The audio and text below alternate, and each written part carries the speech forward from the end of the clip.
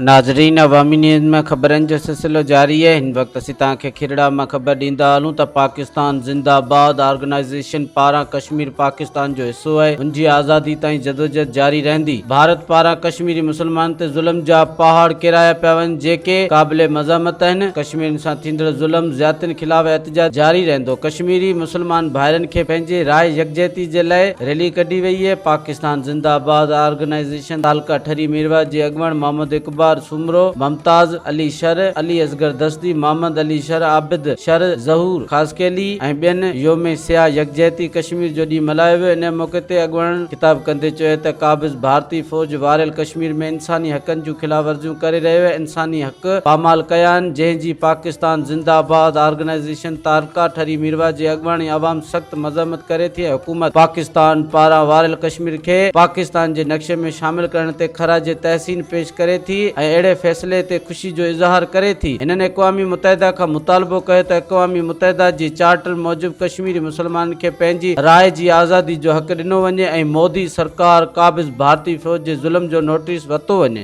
मज़ीद खबरों और तफ़सीलात के लिए विजिट करें हमारी वेबसाइट www.awamiNewsHD.com।